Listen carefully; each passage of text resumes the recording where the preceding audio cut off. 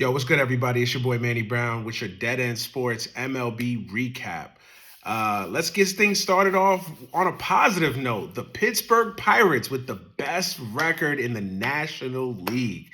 I know it's early, I know it's 21 games, but who would have predicted that the Pittsburgh Pirates would have the best record in the National League through 21, 22 games? Now, listen, like I said before, it's early, but man, you got to feel positive if you're a Pittsburgh Pirates fan, man, what you're seeing on the field. Dramatic wins.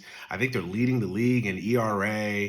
They're doing it with pitching and timely hitting. You got to feel good, man. You got to feel good for that team. They got a good mix of young kids with some veterans. Obviously, Andrew McCutchen made his much ballyhooed return to Pittsburgh, signing with them in this offseason. So he's been playing well. They got some production from like Rich Hills and those guys. So they've got a good group of veterans and some young kids and some top prospects that are coming up eventually through the system. So I think things are looking up for Pittsburgh. Now, listen, like I said, it's early. It's only 21 games, and we all know the baseball season is a marathon, not a sprint. So Pittsburgh could very well be under 500 in 3 weeks when we talk again. I think you got to feel good about Pittsburgh. I think you got to feel good about how they're doing it, the way that they're doing it. And listen, they're in a division that is winnable. I mean, I don't think, I think if you ask any baseball fan, what's the worst division in the sport? I think you'll get the NL Central by a lot of responses. Like by a huge margin, you'll get most people saying it's the NL Central. So it's not an impossible division. It's really not. They're in a division. The Cardinals have gotten off to a little bit of a rough start. The Cubs, I don't really know what to make of the Cubs. The Cubs are kind of in this weird, like they're rebuilding, retooling, but also trying to compete. And, they're kind of in this like weird window. And, the Brewers, I think the Brewers are actually pretty good, but, they're still the Brewers and they have some limitations as far as payroll.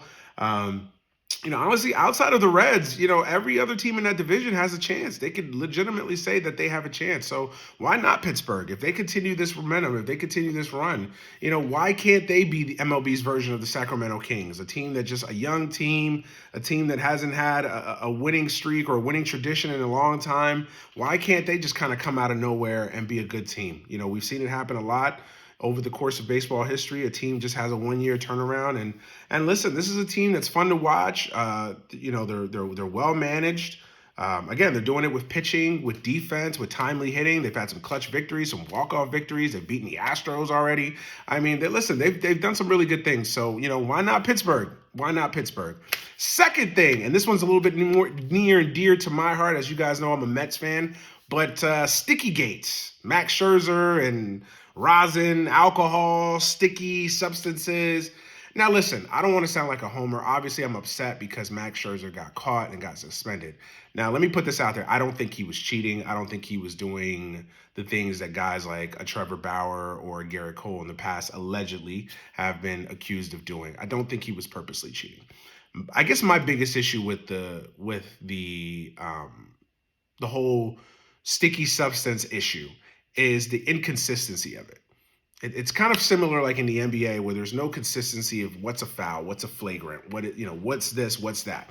To me, I think when you're enforcing rules and policies, you have to have a sort of consistency.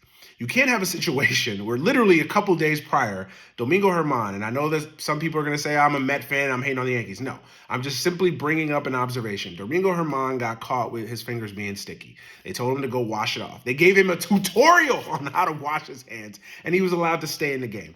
Couple days later, Max Scherzer has the same situation. They tell him to wash his hands. He comes back.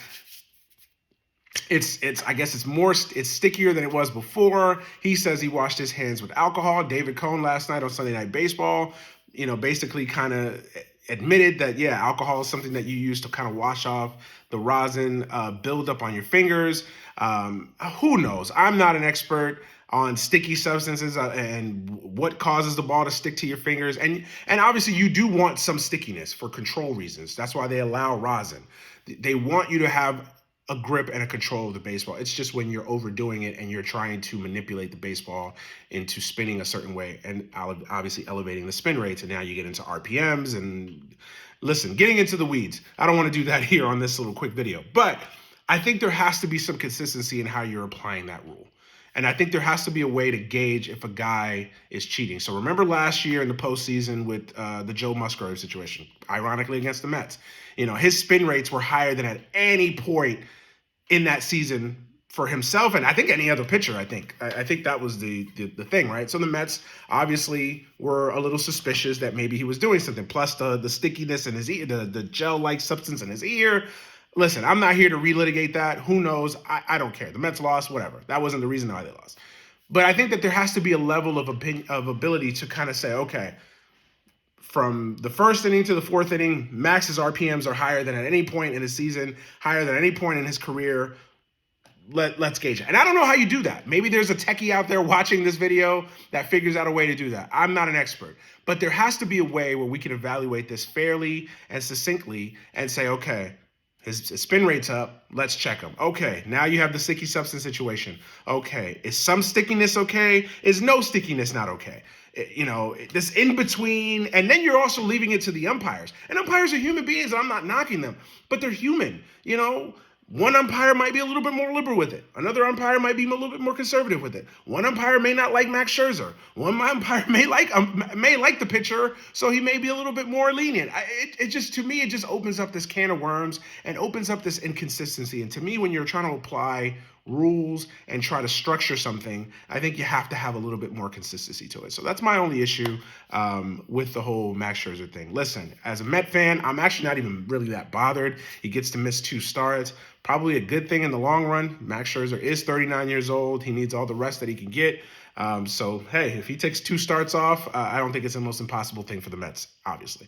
And the last thing, the Las Vegas Athletics, maybe, kind of, sort of. We finally have a resolution that looks like in place to end the long and sad and torturous and arduous journey that is the Oakland Athletics and their quest for a new stadium. Now, listen, I'm going to go out and say it first. I can't stand the A's owner, John Fisher. I think he's a cheapskate owner. I think he's one of those baseball owners that cries poor. Like, dude, you're a billionaire. You own a Major League Baseball franchise. Like, put some money in the team and put a competitive product out there. More than just your Moneyball shit.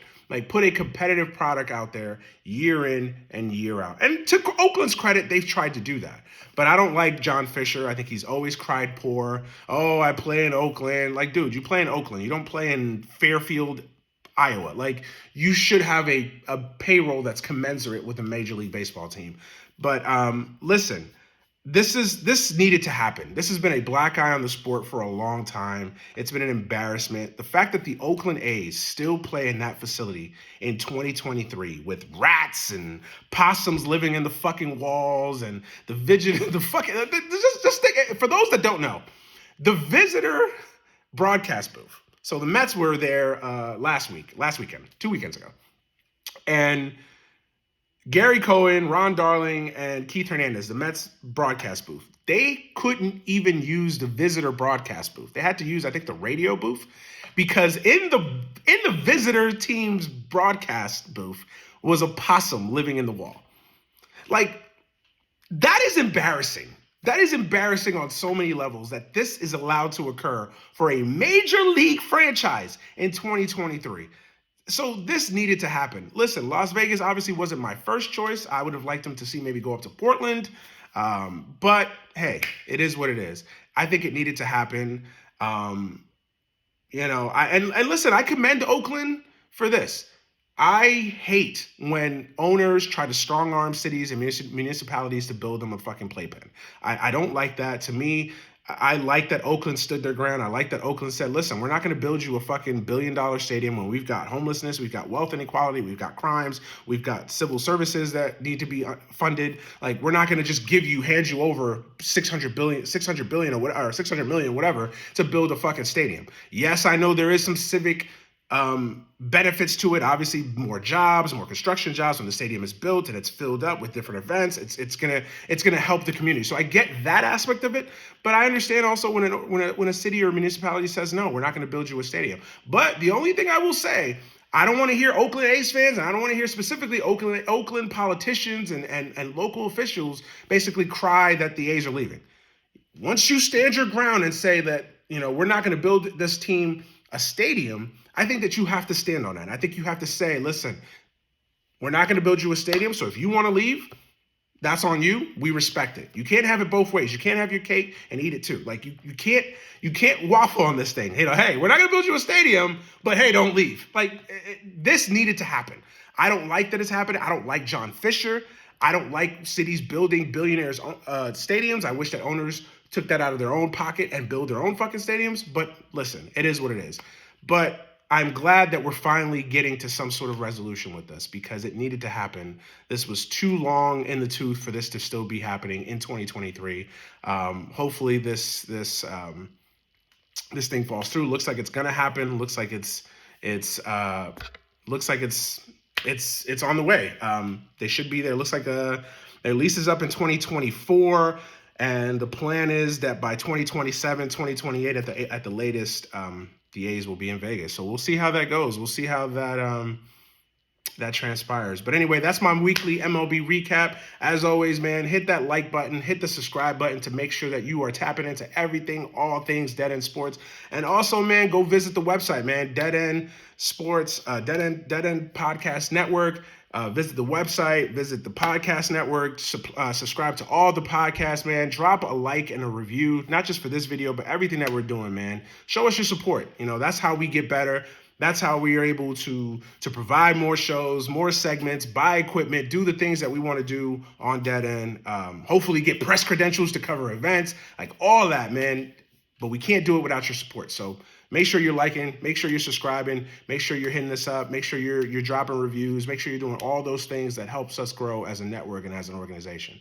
But all right, I'm done blabbering. It's your boy Manny Brown, MLB Recap. I'm out of here. Peace.